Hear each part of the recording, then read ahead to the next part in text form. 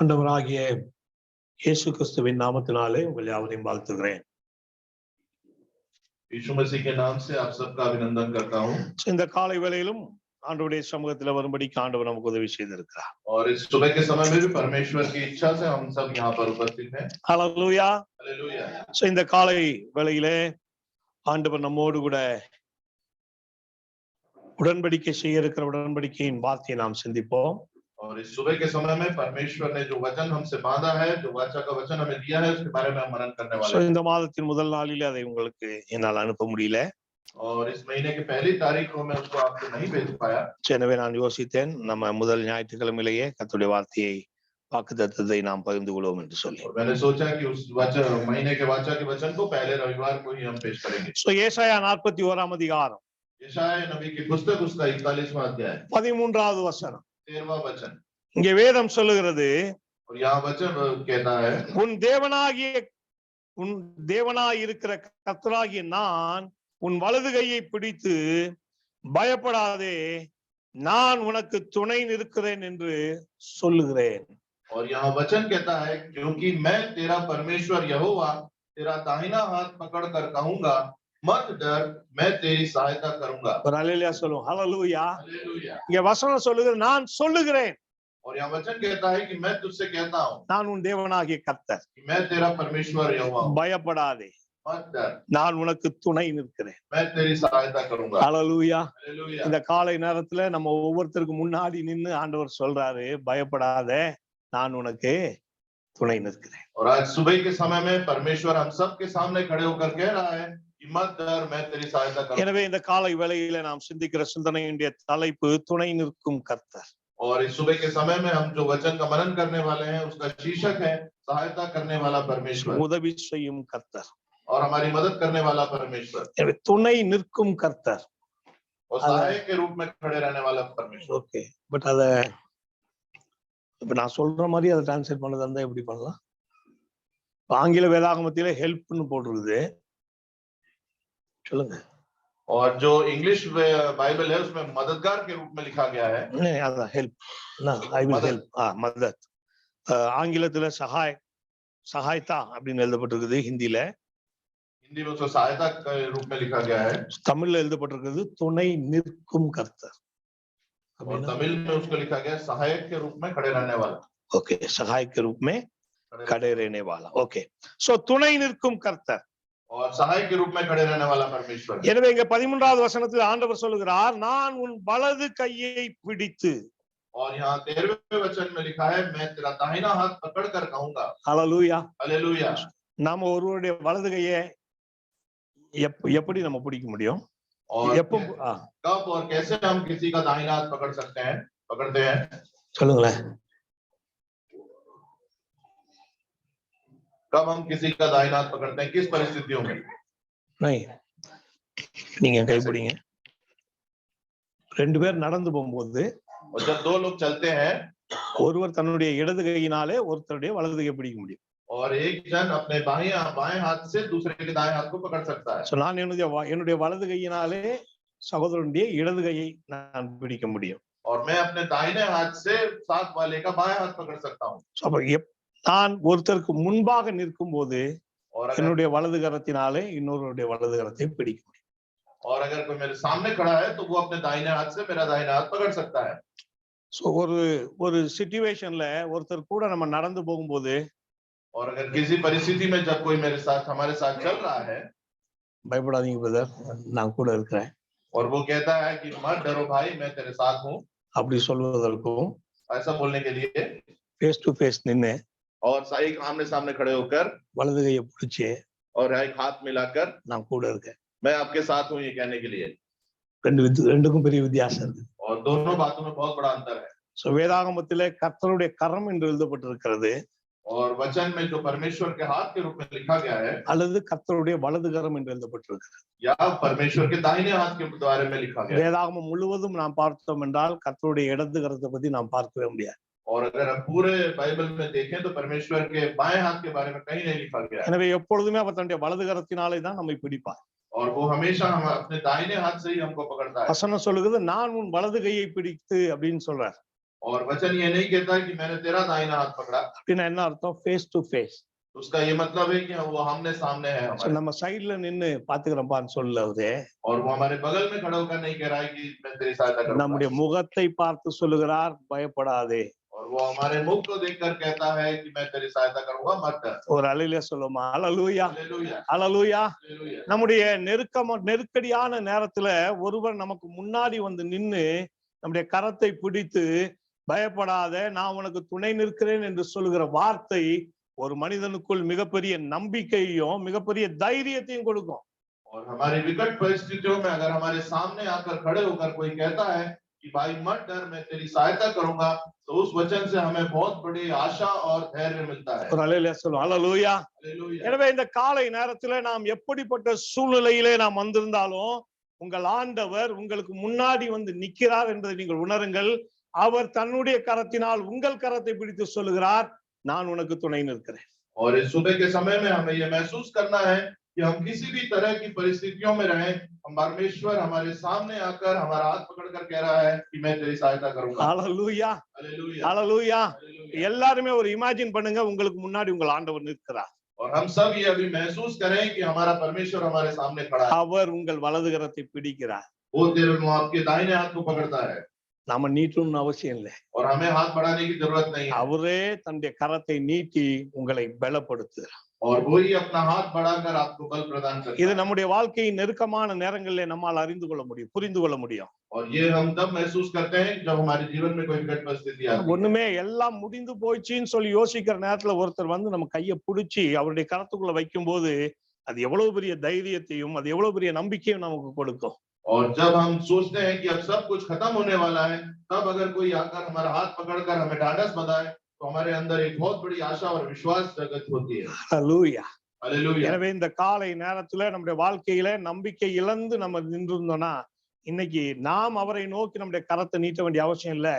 அவர் உங்கள் முன்பாக நின்று தன்னுடைய கரத்தினாலே உங்கள் வலது கரத்தை பிடித்து உங்களை பலப்படுத்துகிறார். और अगर आज हम अपने विश्वास को खो चुके हैं, तो हमें बिल्कुल निराश होने की जरूरत नहीं है, क्योंकि परमेश्वर हमारे सामने ही खड़ा है और हमारा हाथ पकड़कर हमारे सहायता करने के लिए तैयार है। எனவே வேதம் சொல்லுது, பயப்படாதே, और वचन कहता है मत डर, நான் உனக்கு துணை நிற்கிறேன். और मैं तेरे सहायक के रूप में खड़ा हूँ। எனவே யாத்ராகமம் 15:6 நம்ம பார்க்கிறோம், और निर्गमन की पुस्तक उसके 15वां अध्याय 6वें वचन में हम देखते हैं, கர்த்தாவே உம்முடைய வலதுகரம் பலத்தினால் மகத்துவம் நிறைந்திருக்கிறது, சிறந்திருக்கிறது. और हम वचन में देखते हैं यहोवा तेरा दाहिना हाथ शक्ति में महाप्रतापी हुआ। ஹalleluya. हालेलुया। அவருடைய வலதுகரத்துல மிகப்பெரிய வல்லமை இருக்கிறது. और उसके दाहिने हाथ में बहुत बड़ा बल है। சோ யாத்ராகமம் 15 நமக்கு எல்லாம் தெரியும். செங்கடலை அவர்கள் செங்கடலை கடந்து அவர்கள் அந்த கடற்கரையில நின்னு ஆண்டவரை துதித்து பாடுகிறார்கள். और ये जब निर्गमन 15 अध्याय को हम सब जानते हैं, जब मिस्रियों ने लाल समुद्र को पार किया, तो वहां तट पे खड़े होकर उन्होंने परमेश्वर के लिए गीत गाया। பார்வோனுடைய ரதங்களை எல்லாம் தேவன் அங்கே என்னது செங்கடல்ல அமிழ்தடிக்க பண்ணினார். அதெல்லாம் பார்த்து அவர்கள் சொன்னார்கள், ஆண்டவரே உம்முடைய வலதுகரம் எவ்வளவு மகத்துவம் உள்ளது.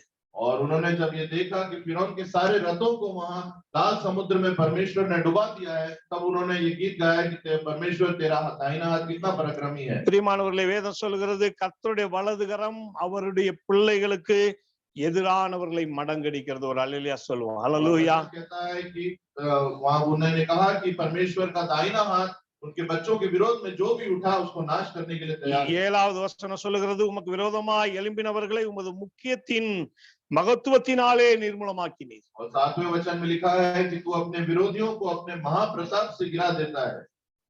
உனக்கு விரோதமாய் ஒரு கூட்டம் கூடினால் அது என்னாலே கூடுகிற கூட்டம் இல்லைன்னு ஆண்டவர் சொல்றார்.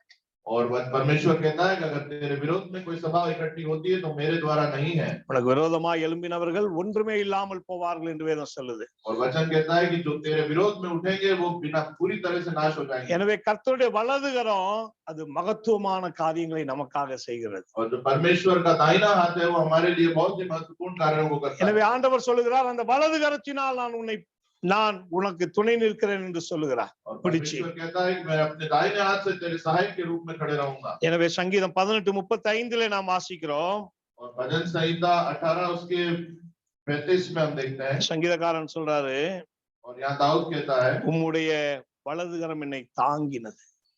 और वो कहता है कि तूने अपने दाहिने हाथ से मुझे संभाले हुए है। ஹல்லேலூயா. हालेलुया। ஐயாவுடைய வலதுகரம் அவருடைய பிள்ளைகளை தாங்கும்.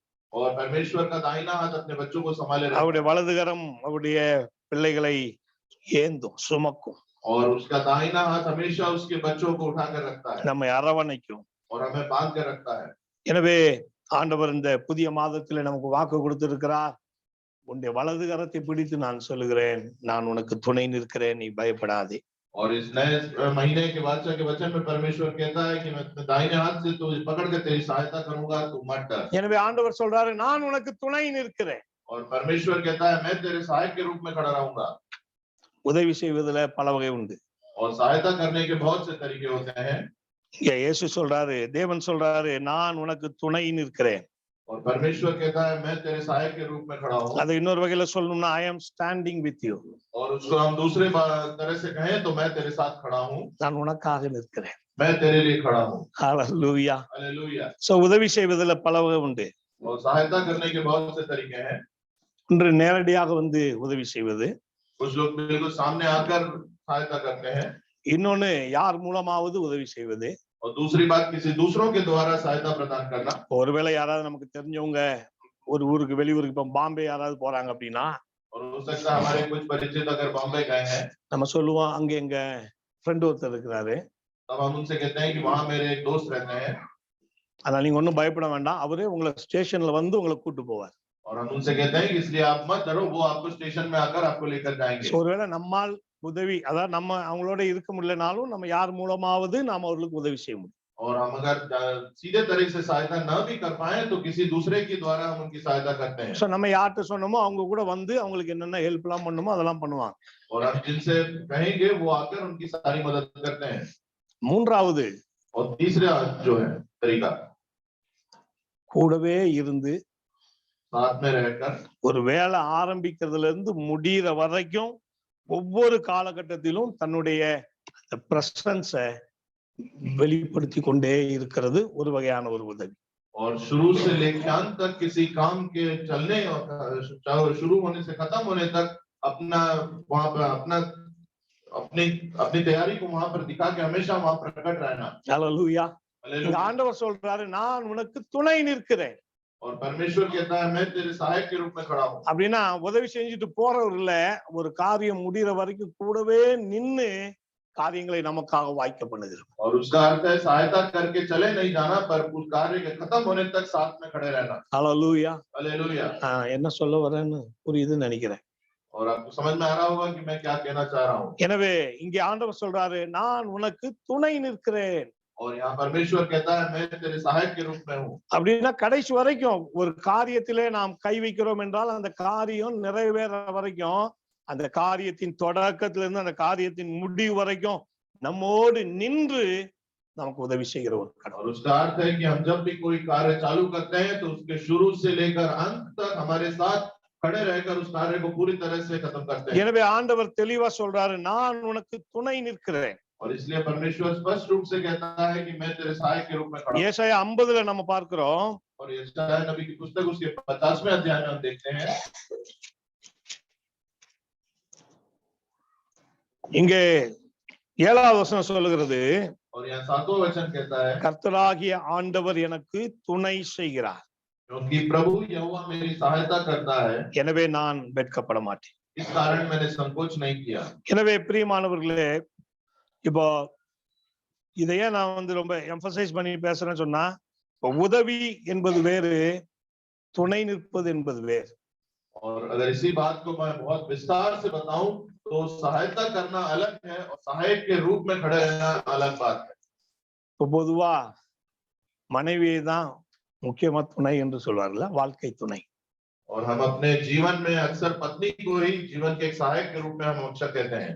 அந்த துணை என்று சொன்னால் என்ன அர்த்தம்? வாழ்நாள் முழுவதும் கூடவே பிரயாணம் பண்ணுகிற ஒரு அனுபவம். और जब हम सहायक की बात करते हैं तो हमारे जीवन पर्यंत हमारे साथ चलने वाला तात्पर्य है। எனவே உதவி செய்கிறவர் நல்ல வேர்டு தான். ஆனாலும் இங்க வேதம் தமிழ் மொழிபெயர்ப்பு டைரக்டா எபிரேய மொழியிலிருந்து இல்ல மொழிபெயர்க்கப்பட்ட ஒரு மொழிபெயர்ப்பு. எனவே இங்க அவர் உதவி செய்கிறவராக இல்ல, நம்ம கூடவே இருக்கிறவராக அவர் இருக்கிறார். और तमिल भाषा में स्पष्ट रूप से कहा गया है कि वो हमारी सहायता करने वाला नहीं है, परंतु नित्य समय तक हमारी सहायक के रूप में खड़े रहने वाला है। துணை நிற்கிறவர், सहायक के रूप में रहने वाला, கூடவே இருக்கிறவர், हमेशा साथ रहने वाला। ஒவ்வொரு முறையும் அவர் அவர் என்னோடு இருக்கிறார் என்பதை நம்ம உணரக்கூடிய அந்த ஒரு ஒரு பெரிய ஒரு கிருபை நமக்கு வேணும்.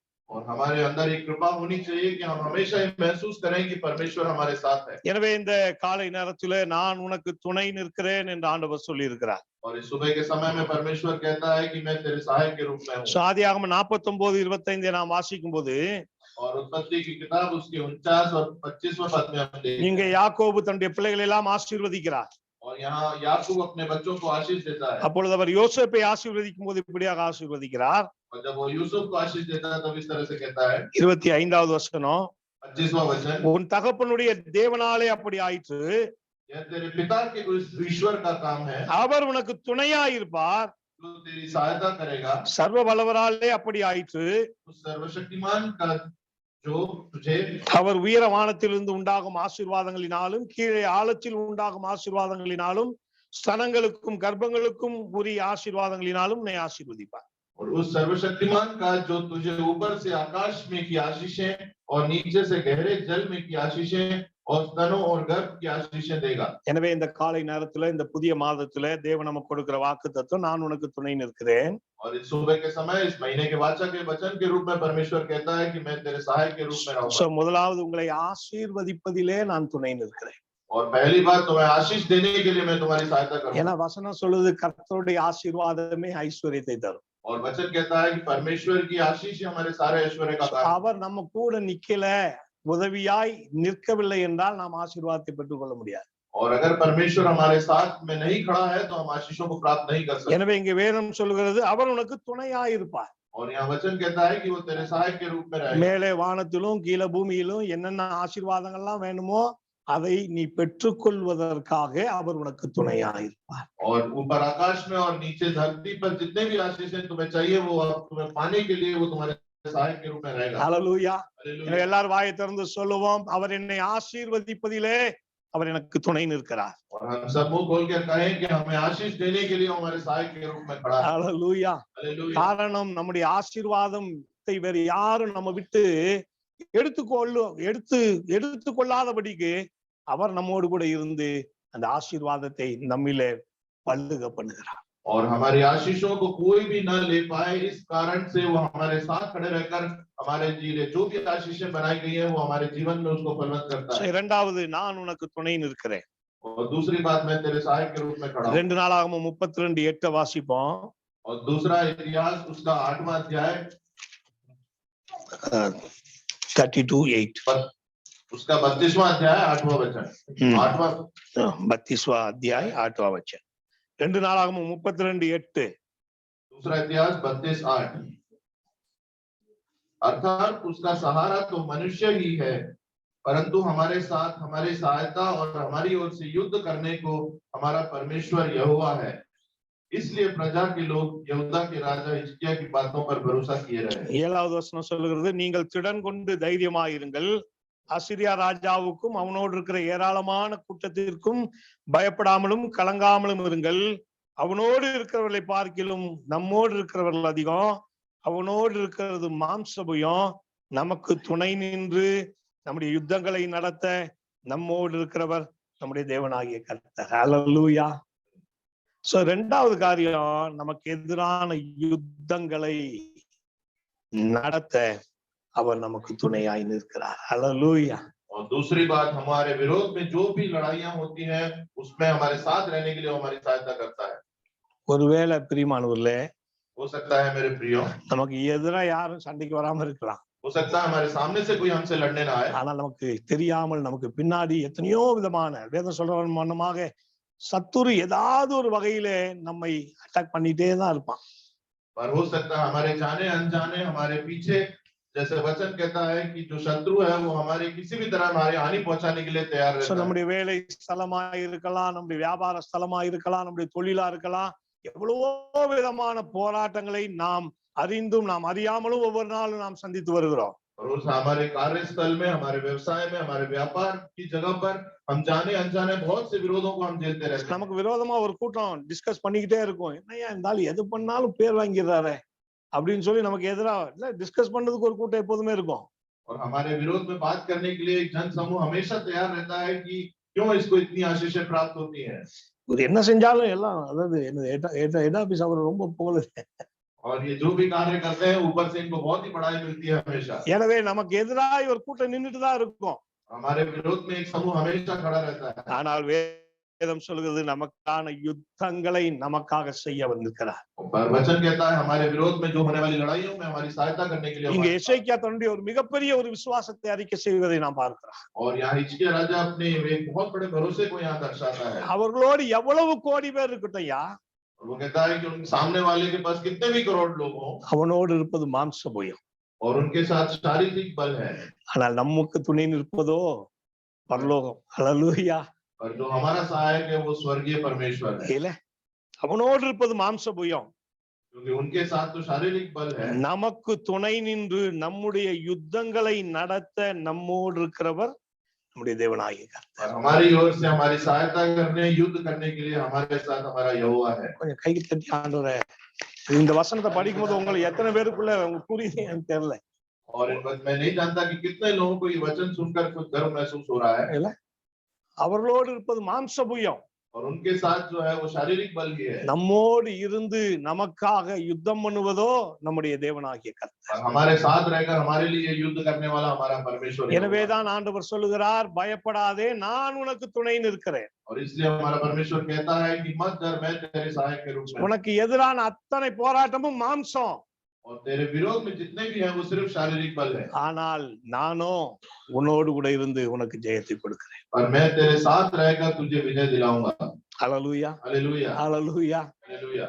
மூன்றாவது, நான் உனக்கு துணை நிற்கிறேன். और तीसरी बात, मैं तेरे सहायक के रूप में खड़ा हूँ। எல்லா ஆண்டவர் உங்க முன்னாடி நின்னு பேசிட்டு இருக்கிறார். ஆமென். हमें मानना है कि परमेश्वर हमारे सामने खड़े होकर हमसे बात कर रहा है। நாங்க ரெண்டு பேரும் பேசல, और हम दोनों बात नहीं कर रहे हैं। உங்க வலதுகையை புடிச்சிட்டு பேசிட்டு இருக்கிறார். ஆமென் और சொல்றார். आपके दाहिने हाथ को पकड़कर परमेश्वर बात कर रहा है। இல்ல உங்க வலதுகையை புடிச்சிட்டு பேசிட்டு இருக்கிறார். परमेश्वर आपके दाहिने हाथ को पकड़कर बात कर रहा है நான் உனக்கு துணை நிற்கிறேன். कि मैं तेरे सहायक के रूप में खड़ा हूँ। யோவான் 2 எல்லாத்துக்கும் தெரிஞ்ச பகுதி தான். யோனா रचित सुसमाचार उसका दूसरा अध्याय है। குறைவுபட்ட நேரத்தில் துணை நிற்கிறார். और घटी के समय में हमारे सहायक है। நாம் நன்றாக இருக்கும்போது நம்மோடு கூட நிற்பதற்கு अनेகர் இருப்பார். और जब हम अपनी खुशहाली से जीते हैं तब हमारे साथ रहने के लिए बहुत लोग रहते हैं। நாம் குறைவுபடும்போது நம்மோடு கூட இருப்பவர்கள் ரொம்ப சொற்பம். और जब हमारे जीवन में कमी या घटी आती है तो हमारे साथ चलने के लिए लोग कम हो जाते हैं। எங்கடா இவர் நம்மள்ட்ட ஏதாவது கேட்டுவாரோன்னு சொல்லி ஓடிடும். और लोग सोचते हैं कि अगर इसके पास जाऊंगा तो ये मेरे से कुछ मांगेगा, ये सोचकर हमारे से दूर जाते हैं। ஆனால் குறைவுபடுகிற நேரத்துல கூட இருக்கிறவர். और घटी के समय में हमारे साथ रहने वाला परमेश्वर। யோவான் 2 யோனா दूसरा अध्याय। ஆண்டவர் கல்யாண வீட்டுக்கு போற எல்லாத்துக்கும் தெரியும், குழந்தையில இருந்து கேட்டிருக்கிறோம். और यहाँ बचपन से पढ़ते जा रहे हैं कि परमेश्वर विवाह स्थल में जाता है அங்கே மிகப்பெரிய காரியம் குறைவுபடுகிறது. और वहाँ एक बहुत बड़ी घटी उत्पन्न होती है। வேதம் சொல்லுகிறது இது இயேசு செஞ்ச முதலாவது அற்புதம். और वचन कहता है कि परमेश्वर के द्वारा किया गया पहला आश्चर्य। அந்த अम्मा பாட்டுல வாய் விட்டாங்க, அவர்கிட்ட போய் கேளு அவர் செய்வாரு. और उन्होंने ऐसे ही बोल दिया कि जाओ उससे पूछो वो कुछ करेगा। मरियम ने कहा कि उससे जाकर बोलो वो कार्य करेगा। பொதுவா இப்ப இதுவரைக்கும் ஒரு மிராக்கிள், இப்ப சப்போஸ் ஒரு இடத்துல இதுவரைக்கும் பிரசங்கமே பண்ணாத ஒருத்தரை எப்ப இவர் பிரசங்கம் பண்ணுவாரு அப்படின்னு சொல்லிட்டா அவருக்கு எப்படிலாம் கை கால் நடுங்கும். और अगर कोई जिसने कभी भी परमेश्वर का संदेश नहीं सुना है उसको एकदम बोलेंगे कि आप ये संदेश सुनाने वाले हैं, तो वो बहुत घबरा जाते हैं। அதே போலதான் ஒருவேளை இயேசுக்கு வேதம் சொல்லுது முதல் அற்புதம். और हो सकता है यीशु मसीह की परिस्थिति भी ऐसी हो क्योंकि वचन कहता है कि वो उनका पहला आश्चर्य करा। சோ அந்த அம்மா சொல்லிட்டாங்க, இயேசு கிட்ட போங்க அவர் எல்லாம் செய்வார். क्योंकि वहां मरियम ने कह दिया कि यीशु मसीह के पास जाओ वो सब सही करेगा। ஒருவேளை அப்படி என்கிட்ட சொல்லியிருந்தா நான் தெரியாம அப்படியே நவுந்து குனிஞ்சு ஓடி இருந்திருப்பேன். और हो सकता है अगर मुझसे ये कहा जाता है कि मैं करूंगा तो हो सकता है मैं चुपके से वहां से भाग जाता। ஆனால் இங்க வேதம் சொல்லுகிறது குறைவு நேரத்துல கூடவே நின்றவர் நம்ம இயேசு. पर वचन कहता है कि घटी के समय में भी वहां रहकर परमेश्वर ने अद्भुत कार्य किया। ஒரு அல்லேலூயா சொல்லுவோம். அல்லேலூயா, அல்லேலூயா. हालेलुया। தைரியமா ஆண்டவர் சூழ்நிலைகளை ஃபேஸ் பண்ணார். और परमेश्वर ने निडरता से परिस्थितियों का सामना किया। எனவே அந்த வேலைக்காரர்கிட்ட சொன்னாரு, அந்த கற்சாடிகள்ல தண்ணி நிரப்புங்க, எடுத்துன்னு போய் ஊத்துங்கன்னு சொன்னாரு. அங்கே குறைவு நிறைவானது. और वहां यीशु ने कहा कि उन मटकों में ले जाकर पूरा पानी भर दो और वहां एक अद्भुत कार्य हुआ। ஒருவேளை கல்யாணத்துக்கு பொறுப்பா இருந்தவங்கலாம் அங்கங்க ஓடி இருப்பான், எங்கடா நம்மள்ட்ட கேலி கட்டுற கூடாது அப்படின்னு சொல்லி. और हो सकता है जो विवाह स्थल के आयोजक थे वो यहाँ वहां भाग गए हों कि अरे अब तो हमारा से लोग सवाल पूछेंगे। ஆனால் இயேசு அங்க நின்னாரு, அந்த அந்த கல்யாண வீட்டுக்காரனோடு நின்றார். परंतु यीशु मसीह उस शादी के समारोह के आयोजक के साथ वहां खड़े रहे। எனவே நாம் குறைவுபடும் போது உங்கள் ஆண்டவர் உங்களுக்கு துணையாய் அங்கே நிற்கிறார். ஒரு அல்லேலூயா சொல்லுவோம். அல்லேலூயா. हमारे जीवन में जब भी कोई घटी होती है तो परमेश्वर हमारे साथ हमेशा सहाय के रूप में खड़ा है। 1 ராஜாக்கள் 17:9. और पहले राजाओं की पुस्तक उसका 17वां अध्याय 9वां वचन। இங்கே எலியா கேரி தாற்றங்கரையில் அங்க இருக்கிறார். और यहाँ एलिया जो है वो एक समुद्र किनारे खड़ा है। नहीं, கேரி ஆற்றங்கரை, ஆறு ஆறு நதிக்கே. और एक नदी के किनारे एलिया खड़ा है। அந்த நதியின் தண்ணீர் எல்லாம் வற்றி போயிட்டது. और नदी का पूरा पानी जो सूख चुका था। அப்பொழுது ஆண்டவர் வந்து எலியாட்ட பேசுறார். तब परमेश्वर आके एलिया से बात करते हैं। எலியாவே, एलिया சாரி बात போ, कि तू सारी बात को जा। ஹalleluya. हालेलुया। அங்கே ஊழியக்காரனுக்கு சாப்பாடு பிரச்சனை வந்துருச்சு. और वहां जो मसीह है उनके लिए खाने का विकट परिस्थिति उत्पन्न हुई। ஆண்டவர் அந்த நேரத்துல எலியாவை விடல சும்மா. और तब भी परमेश्वर ने एलिया को नहीं छोड़ा। எலியாவோட அங்கே நின்றார் கேரி தாற்றங்கரையில.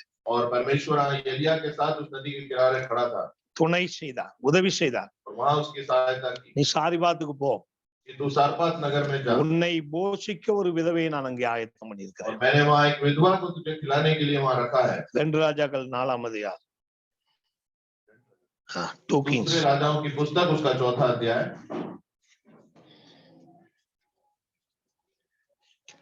2 ராஜாக்கள் 4ஆம் அதிகாரம். இது நம்ம எல்லாத்துக்கும் தெரிந்த பகுதிதான். और दूसरा राजाओं की पुस्तक उसका 4था अध्याय। இங்க ஒரு தீர்க்கதரிசி தீர்க்கதரிசியுடைய மனைவி போய் எலிசாவிடத்தில் கேட்கிறார், கடன் இருக்கிறது, கடன் கொடுத்தவர்கள் பிள்ளைகளை எடுத்துட்டு கூட்டிட்டு போக வந்திருக்கிறாங்க. और यहाँ एक भविष्यवक्ता की पत्नी जाकर एलिशा से पूछती है कि मेरा पति तो मर चुका है, जो कर्जदार है वो आकर मेरे बच्चों को ले जा रहे हैं। எனவே குறைவுபட்ட நேரத்திலே துணை நிற்கிற கர்த்தர். और घटी के समय में हमारी सहायता करने वाला परमेश्वर। எலிசா சொன்னாரு, உன்னிடத்துல இருக்கிற ஒரு குடத்து எண்ணெய நீ என்ன பண்ண, அந்த சுத்தி இருக்கிற எல்லா இடத்துல இருந்து பாத்திரத்தை வாங்கி வந்து அதுல ஊத்துன்னு சொன்னார். और एलिशा ने उस स्त्री से कहा कि तू जाकर आसपास से बर्तन इकट्ठा करके ले आ और तेरे पास जितना भी तेल है उसको उस बर्तनों में उड़ेल दे। 2 ராஜாக்கள் 4ஆம் அதிகாரம் 6வது வசனம். और दूसरे राजाओं की पुस्तक उसका 4था अध्याय 6वां वचन। அந்த பாத்திரங்கள் நிறைந்த பின் जब बर्तन भर गए அவள் தன் மகன் ஒருவனை நோக்கி, तब उसने अपने बेटे से कहा இன்னும் ஒரு பாத்திரம் கொண்டு வா என்றாள். कि मेरे पास एक और भी ले आ। அதற்கு அவன் வேறே பாத்திரம் இல்லை என்றான். और तब उसने उससे कहा और बर्तन तो नहीं रहा। அப்பொழுது எண்ணெய் நின்று போயிடுச்சு. तब तेल रुक गया। எல்லாரும் ஒரு அல்லேலூயா சொல்லுவோம். அல்லேலூயா. हालेलुया। நான் எப்போது அடிக்கடி இந்த வசனத்தை நான் உங்களுக்கு சொல்லி இருக்கிறேன். और ये वचन अक्सर मैं आप लोगों से बांट चुका हूँ। குடத்தில் எண்ணெய் இல்லாததுனால அது வருவது நின்று போகவில்லை, ஊற்றி வைக்க பாத்திரம் இல்லாதனால எண்ணெய் நின்று போனது. ஒரு அல்லேலூயா சொல்லுவோம். देखते हैं कि जिस बर्तन से तेल डाला जा रहा था उसमें तेल खत्म नहीं हुआ, परंतु भरने के लिए जो बर्तन हमारे पास नहीं थे तब जाकर तेल बहना रुक गया। பாத்திரம் இருக்கிற வரைக்கும் வந்துட்டே இருந்துச்சு. और जब तक बर्तन था तब तक तेल आते जा रहा நம்முடைய था। தேவைகள் இருக்கிற வரைக்கும் தேவைகளை அவர் சந்தித்து கொண்டே இருக்கிறார். और जितनी हमारी जब तक हमारी जरूरतें पूरी नहीं होंगी तब तक वो हमारी जरूरतों को पूरा करता है। நம்முடைய தேவைகள் எவ்வளவோ அதை கரெக்டா செய்யறாரு. ஒரு அல்லேலூயா சொல்லுவோம். அல்லேலூயா. और हमारी जितनी ज्यादा जरूरतें हैं उतनी वो हमारी पूरी करता है। எனவே குடத்துல எண்ணெய் இல்லாததுனால எண்ணெய் வருவது நிற்கவில்லை, ஊற்றி வைக்க பாத்திரம் இல்லாததுனால எண்ணெய் வருவது நின்றது. ஒரு ஆமென் சொல்லுவோம். ஆமென். बर्तन में तेल खत्म होने से वो नहीं रुका, पर हम उसको भरने के लिए हमारे पास बर्तन नहीं था, इसलिए वो तेल आना रुक गया। இது தேவனுடைய பரிபூரணத்தை காண்பிக்கிறது. और ये परमेश्वर की परिपूर्णता को दर्शाता है। கர்த்தரிடத்துல ஒரு நாளும் परमेश्वर की चीज की घड़ी नहीं है। அவர் ஒரு நாளும் தன்னுடைய பிள்ளைகளை குறைவாயப்பா, அரை குடம் தான்பா, இதுக்கு மேல இல்லப்பா அப்படிலாம் சொல்ல மாட்டார். और वो कभी भी अपने बच्चों को घटी झेलने नहीं देता कि सिर्फ आधा है या कम है। நமக்கு எவ்வளவு தேவையோ அதிலே அவர் நமக்கு குறைவு வைப்பதில் ஒரு ஆமென் சொல்லுவோம். हमारी जितनी जरूरतें हैं उसमें हमें कोई घटी नहीं रहने देता। கரங்களை தட்டி ஆண்டவருக்கு நன்றி சொல்லுவோமா? ताली बजाकर परमेश्वर का धन्यवाद। நமக்கு எவ்வளவு, எல்லாம் வாயத்தரம் சொல்லுவோம், எனக்கு எவ்வளவு தேவையோ அவ்வளவையும் அவர் தருவார். சொல்லுங்களேன். खोलकर बोले कि हमारी जितनी जरूरतें हैं परमेश्वर उसको पूरा करेगा। ஏன்னா ஆண்டவர் அதான் நமக்கு சொல்லி கொடுத்துக்கிறார், அன்றன்றைக்குள்ள ஆகாரத்தை எனக்கு தா. और परमेश्वर ने यही हमारी सिखाया है कि प्रतिदिन का आहार आज हमें दे। கர்த்தரை தேடுகிறவர்களுக்கு ஒரு நன்மையும் குறைபடுவதில்லை. और परमेश्वर को खोजने वालों को कोई घटी नहीं होगी। எனக்கு வேண்டியதை அவர் எனக்கு கண்டிப்பா தந்துருவார். और जो मुझे जरूरत है वो परमेश्वर मुझे जरूर எனக்கு வேண்டியதை நான் பெற்றுக்கொள்ளும்படிக்கு அவர் எனக்கு துணை நிற்கிறார். और मेरी जरूरतों को मैं पूरा पा सकूं इसके लिए वो मेरे सहायक के रूप में खड़ा है। ஹல்லேலூயா. हालेलुया। கடைசியா அவர் வியாதியின் நேரத்தில் துணை நிற்கிறார். और आखिरी बात हमारी बीमारियों के समय में हमारे सहायक के रूप में खड़ा है। மத்தேயு 8:14.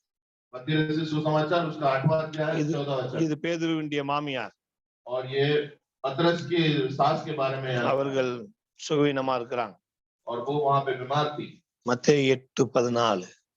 मत्ती रचित सुसमाचार उसका 8वां अध्याय 14वां वचन। இயேசு பேதுருவின் வீட்டில் வந்து அவன் மாமி ஜுரமாய் கிடக்கிறதை கண்டார். यीशु जब पतरस के घर आया तो उसने उसकी सास को ज्वर में पड़ी देखा। அவர் அவள் கையை தொட்ட உடனே ஜுரம் அவளை விட்டு நீங்கிற்று. उसने उसका हाथ छुआ और उसका ज्वर उतर गया। எனவே இங்க நாம் பார்க்கிறோம், வியாதியின் படுக்கைக்கு பக்கத்துல நின்னு அவளை தொடுறார். और यहाँ देखते हैं कि जब हम बीमारी में पड़े रहते हैं तो हमारे बगल में खड़े होकर हमारी सहायता करता है। எனவே நம்முடைய பலவீனம் எவ்வளவு, நம்முடைய வியாதி எவ்வளவு பெருசா இருந்தாலும் அவர் கூட வந்து நின்னார்னா எல்லாம் சரியாய் போய்விடும். और हमारी बीमारी कितनी भी बड़ी हो, कितनी भी जटिल हो, अगर वो हमारे साथ में आकर खड़ा है तो उसके लिए कुछ भी असंभव नहीं है। எனவே அவர் வியாதியின் நேரத்தில் நமக்கு துணை நிற்கிறார். और वो हमारी बीमारियों में हमारे सहायक के रूप में खड़ा है। மார்க் 5 நம்ம வாசித்தோம். और हमने मरकुस 5वां अध्याय में हमने पढ़ा 21வது வசனத்துல இருந்து 21वें वचन से हमने देखा। இங்கே அந்த யபீர் என்கிற ஒரு மனுஷன், और यहाँ एबीर नामक एक मनुष्य के बारे में, அவன் போய் இயேசுவின் இடத்திலே போகிறான் உதவி கேட்டு. और वो यीशु मसीह के पास सहायता लेने के लिए गया। இங்கே 23வது வசனம் சொல்கிறது, என் குமாரத்தி மரண அவஸ்தைப்படுகிறாள், और यहाँ 23 ஆரோக்கியம் அடையும்படிக்கு நின்று அவள் மேல் உமது கையை வைக்கணும். और तू आकर उस पर हाथ रख कि वह की होकर जीवित रहे। அவர் நினைச்சிருந்தான்னா தேவையில்லப்பா, இங்க இருந்தே ஒரு வார்த்தை சொன்னா போதுன்னு அவர் சொல்லியிருக்கான். और वो हो सकता है परमेश्वर चाहता तो ये सोचता है कि यहीं से एक वचन कह दूं तो वो चंगी हो जाएगी। ஆனால் அவருக்கு தெரியும், தன்னுடைய 12 வயது மகளை இழக்கக்கூடிய நிலையில அந்த தகப்பனுடைய மனநிலை எப்படி இருக்குன்னு அவருக்கு தெரியும். और वो जानता था कि अपने 12 वर्ष की बेटी को खोने के लिए जो पिता बैठा है उसकी अवस्था कैसी होगी। அதனால்தான் அவர் சொல்றாரு, இல்லப்பா நான் வந்தே உதவி செய்றேன். ஹல்லேலூயா. यीशु कहता है कि मैं आकर उसको चंगाई दूं, நான் உன் கூட நிக்கிறேன், मैं तेरे साथ खड़ा हूं। நான் உன்னோடு நின்று உனக்கு நான் उदவி செய்வேன். और मैं तेरे साथ खड़े रहकर तेरी सहायता करूंगा। அவர்கள் வீட்டுக்கு போய் சேர்றதுக்கு முன்னாடியே அவர்களுடைய மகள் மரித்து போனாள் என்கிற செய்தி கேட்கிறது. और वो संदेश आता है कि यीशु मसीह उसके घर पहुंचने से पहले उसकी बेटी मर चुकी होती है। ஆனால் ஆண்டவர் சொல்றார், பயப்படாதே, விசுவாசம் உள்ளவனாயிரு. परंतु यीशु कहता है कि मत डर, विश्वास के साथ रह, நான் உன் கூட தான் இருக்கிறேன், मैं तेरे साथ ही हूँ। நான் उन्नोடு கூட நிற்கிற வரைக்கும் நீ உன் நம்பிக்கையை இழக்க வேண்டிய அவசியம். और जब तक मैं तेरे साथ खड़ा हूँ तुझे अपने विश्वास को खोने की जरूरत नहीं है। ஒரு அல்லேலூயா சொல்லுமா? हालेलुया। எது வரைக்கும் உங்கள் ஆண்டவர் உங்களுக்கு துணை நிற்கிறாரோ அது வரைக்கும் உங்கள் நம்பிக்கையை நீங்கள் இழக்க வேண்டிய அவசியமே இல்லை. और जब तक आपका परमेश्वर आपके साथ खड़ा है तब तक आपको विश्वास को खोने की जरूरत नहीं है। நாம் கேட்கிற செய்தி எல்லாம் நம்பிக்கை இல்லாத செய்தியா இருக்கும். और हम जितने भी संदेश सुनते हैं वो विश्वास ही होते हैं कभी कभी। உன் மகள் மரித்து போனால் कि तेरी बेटी तो मर चुकी है, நீ எதற்கு போதகரை கஷ்டப்படுத்துற? तू क्यों उपदेशक को परेशान कर रहा है। எனவே நாம் கேட்கிற செய்திகள் எல்லாம் நம்முடைய நம்பிக்கையை இழக்க செய்யக்கூடிய செய்திகளா இருக்கலாம். हम जो संदेश सुनते हैं हो सकता है वो हमारे विश्वास को घटाने वाला है। ஆனால் ஆண்டவர் சொல்றாரு, பயப்படாத, நான் இருக்கிறேன் விசுவாசத்தோடு. परंतु परमेश्वर कहता है मत डर, मैं तेरा सहायक हूँ, तू विश्वास के साथ रह। எனவே தேவன் நம்மோடு கூட இருக்கிற வரைக்கும் நாம் நம்பிக்கையை இழக்கவே கூடாது. और जब तक परमेश्वर हमारे साथ है हमें अपने विश्वास में कोई कमी नहीं लानी है। எனவே இந்த காலை நேரத்துல பிரியமானவர்களே, தேவனுடைய வாக்குத்தத்தம் இதுதான். और इस सुबह के समय में मेरे प्रियो ये वाचा का वचन यही है। உன் தேவனாகிய கர்த்தராய் உன் தேவனாய் இருக்கிற கர்த்தராகிய நான் உன் வலதுகையை பிடித்து பயப்படாதே, நான் உனக்கு துணை நிற்கிறேன் என்று சொல்லுகிறேன். और मैं जो तेरा परमेश्वर तेरा सहायक हूँ, तेरा दाहिना हाथ पकड़कर कहता हूँ मत डर, मैं तेरे सहायक के रूप में खड़ा हूँ। எனவே அவரது வலதுகரம் மாட்சிமை, வல்லமை, பலம் நிறைந்தது. और परमेश्वर का दाहिना हाथ बल, पराक्रम और महिमा का कार्य எனவே அவருடைய வலதுகரத்தினால் அவர் நம்மை தாங்குகிறார். और वो अपने दाहिने हाथ से हमें संभाले हुए है। அவர் நமக்கு துணை நிற்கிறார். और वो हमारे सहायक के रूप में खड़ा है கடைசி வரைக்கும் அவர் நம்மளோட இருந்து நமக்கு உதவி செய்வார். और आखिरी समय तक हमारे साथ खड़े रहकर हमारी सहायता करता है நம்மை ஆசீர்வதிக்கும்படிக்கு அவர் நமக்கு துணை நிற்கிறார். और हमें आशीष देने के लिए हमारे सहायक के रूप में खड़ा है நமக்கு எதிரான யுத்தங்களை நடத்த அவர் நமக்கு துணை நிற்கிறார். और हमारे विरोध में होने वाली लड़ाइयों में हमारे साथ रहने के लिए हमारे सहायक நாம் குறைவுபட்ட நேரத்தில் துணை நிற்கிறார். और हमारी घटी के समय में हमारे सहायक के रूप में வியாதி நேரத்தில் அவர் நம்மோடு இருக்கிறார். और बीमारी के समय में हमारे सहायक के रूप में खड़ा है கடைசி ஒரு வசனத்தை வாசி நம்ம முடிப்போம். और में एक वचन को पढ़कर हम समाप्त करें 2 நாளாகமம் 19:11 और दूसरा इतिहास उसका 19वां अध्याय 11वां वचन கடைசி வசனத்தை கடைசி பகுதியை மட்டும் வாசிப்போம். புத்தருக்கு கர்த்தர் துணை என்றான். इस भले मनुष्य के साथ यहोवा रहेगा நாம் ஜெபம் செய்வோம். आइए हम प्रार्थना करें உத்தமனுக்கு கர்த்தர் துணை. भले मनुष्य के साथ यहोवा रहता है நாம் அவரை சார்ந்து இருக்கும் போது நம்பி இருக்கும் போது அவர் நமக்கு துணை நிற்கிறார். जब हम उसके साथ रहेंगे उस पर भरोसा रखेंगे तो वो हमारे सहायक के रूप में रहेगा எனவே இந்த காலை நேரத்துல நம்ம எப்படிப்பட்ட சூழ்நிலையில வந்திருந்தாலும் உங்களுக்கு முன்னாடி வந்து நின்னு உங்க வலது கையை அவருடைய வலது கையால பிடிச்சு சொல்லி கொண்டிருக்கிறார், பயப்படாதே நான் உனக்கு துணை நிற்கிறேன். और आज सुबह के समय हम किसी भी परिस्थितियों में यहाँ उपस्थित हो परमेश्वर हमारे सामने खड़े होकर हमारे दाहिने हाथ को अपने दाहिने हाथ से पकड़ कर कहता है मत डर मैं तेरे सहायक के रूप में खड़ा हूँ நான் உனக்கு துணை நிற்கிறேன். मैं तेरे सहायक के रूप में खड़ा हूँ நாம் நம்மை ஆசீர்வதிப்பதிலே அவர் நமக்கு துணையாக நின்று நம்ம ஆசீர்வதிக்கிறார். और हमें आशीष देने के लिए हमारे सहायक के रूप में वो हमेशा खड़ा है உதவி அவரிடத்திலிருந்து தான் வர முடியும். क्योंकि मदद हमेशा उसी की तरफ से आ सकती है வாழ்க்கையின் ஐஸ்வர்யம் அவருடைய ஆசீர்வாதத்தினால் தான் வர முடியும்.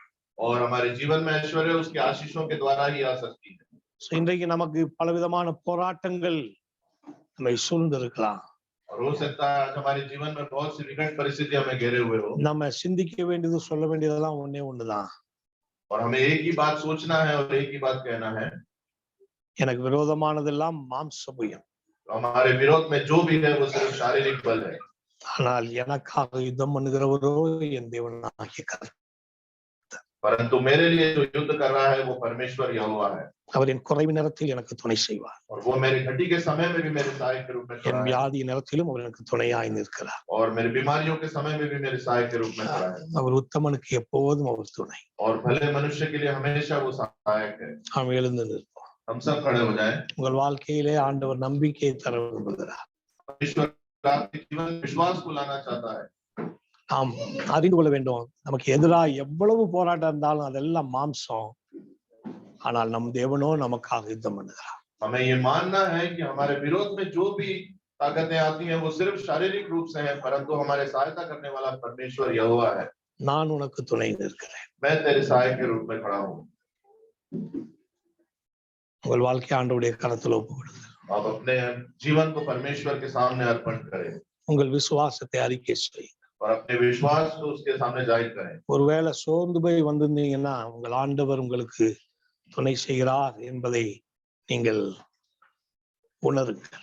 हो सकता है आप मायूस होकर यहाँ आए हों परंतु आपको ये जानना है कि आपके सहायक के रूप में परमेश्वर आपके सामने खड़ा है வேதம் சொல்லுகிறது கர்த்தர் நமக்கு சகாயர், நான் பயப்படேன், மனுஷன் எனக்கு என்ன செய்வான். और वचन कहता है परमेश्वर मेरा सहायक है मैं न डरूंगा मनुष्य मेरा क्या कर सकता மனுஷன் எனக்கு என்ன செய்வான்? मनुष्य मेरा क्या कर सकता அவன் மாம்சம் தானே, वो सिर्फ एक शरीर ही है எனக்கு உதவி செய்வதோ பரலோகத்தின் கடவுள். और मेरा सहायता करने वाला स्वर्गीय परमेश्वर है நம்ம ஒப்பு கொடுப்போம். हम अपने आप को अर्पण करें பரிசுத்தமுள்ள ஆண்டவரே, நாங்கள் உம்மை நன்றியோடு துதிக்கிறோம். और पवित्र परमेश्वर हम आपको धन्यवाद देते हैं ஆசீர்வதிக்கப்பட்ட இந்த நேரத்துக்காக நன்றி. आशीष भरे समय के लिए आपको धन्यवाद देते இந்த காலை வேளையிலே உம்முடைய உடன்படிக்கையின் வார்த்தைக்காக ஸ்தோத்திரம். हैं और इस सुबह के समय में आपकी वाचा का वचन आपने हमें दिया इसके लिए आपको நீர் धन्यवाद உம்முடைய மகத்துவம் நிறைந்த உம்முடைய வலது கரத்தினால் எங்கள் வலது கரத்தை பிடித்திருக்கிறீர். और आपने अपना दाहिने हाथ से हमारे दाहिने हाथ को पकड़ा हुआ है इसके लिए आपको धन्यवाद देते हैं நீர் எங்கள் முகத்திற்கு முன்பாக நின்று எங்களை பலப்படுத்துகிறீர். और आप हमारे सामने खड़े होकर हमें बल दे रहे हैं इसके लिए आपको धन्यवाद பயப்படாதே என்று நீ சொல்லியிருக்கிற வார்த்தையை நாங்கள் ஆண்டவரே விசுவாசிக்கிறோம். और आपने जो कहा है कि मत डर, हम उस बात का विश्वास करते हैं। எங்கள் வாழ்க்கையில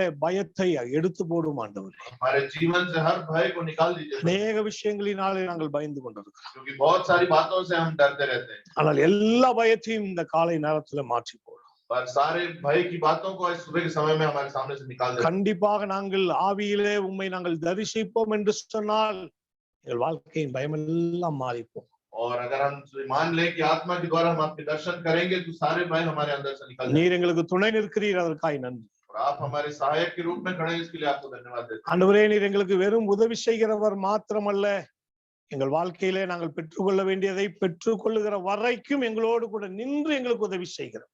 हम जानते हैं कि आप सिर्फ हमारी सहायता करने वाले नहीं हैं, परंतु हमारे जीवन में शुरू से लेकर अंत तक सारी जरूरतों को पूरे करने वाले सहायक के रूप में आप खड़े हैं। அதை இன்னும் அதிகமாய் நாங்கள் உணர எங்களுக்கு உதவி செய்யும். और इस बात को हम और अधिक मानने वाले बन सकें। நீர் எங்களோடு நிற்கிறீர் எங்களுக்கு உதவி செய்வதற்காக என்பதை நாங்கள் உணர்ந்து கொள்ள உதவி செய்யும். और हमें ये महसूस हो कि आप हमारे सामने खड़े हुए हैं हमारे सहायक के रूप में।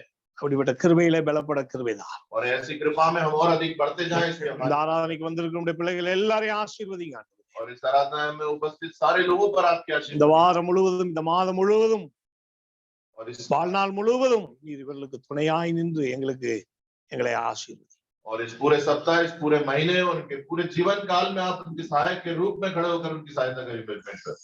துதிகன மகிமையாவே உமக்கே செலுத்துகிறோம். स्तुति महिमा आराधना सब आपको देते हैं। இயேசுவின் நாமத்தில் ஜெபிக்கிறோம் பிதாவே. यीशु मसीह के नाम से मानते हैं, ஆமென். आमीन। கர்த்தருடைய ஆசீர்வாதத்தை பெற்றுக்கொள்வோம். நம்முடைய ஆண்டவராகிய இயேசு கிறிஸ்துவின் கிருபையும் பிதாவாகிய தேவனுடைய அன்பும் பரிசுத்த ஆவியானவருடைய ஐக்கியமும் வழிநடத்தலும் சமாதானமும் இன்றும் என்றும் சதா நாட்களிலும் இந்த ஆராதனையில பங்கெடுத்திருக்க ஒவ்வொருவரோடும் சதா காலமும் தங்கியிருப்பதாக. ஆமீன். ஈசிஐ திருச்சபையாக நற்செய்தி நல்கிடவு முற்பிதாக்கள் சத்தியத்தில் என்றுமே நிலைத்திடவு தேவ ஆசீர்வாதத்தோடே ஆடியாரை அனுப்பு. ஆமென். என் ஆத்மாவே கர்த்தரை ஸ்தோத்திரி, என் முழு உள்ளமே அவருடைய பரிசுத்த நாமத்தை ஸ்தோத்திரி. ஆத்மாவே கர்த்தரை ஸ்தோத்திரி, அவர் செய்த சகல உபகாரங்களையும் வருவார். ஆமென். அல்லேலூயா, அல்லேலூயா. எல்லாருக்கும் ஸ்தோத்திரம். கர்த்தர் தாமே ஒவ்வொருவரையும் இந்த வாரம் முழுவதும், மாதம் முழுவதும் நிறைவாய் நடத்தி ஆசீர்வதிப்பாராக. ஆமென்.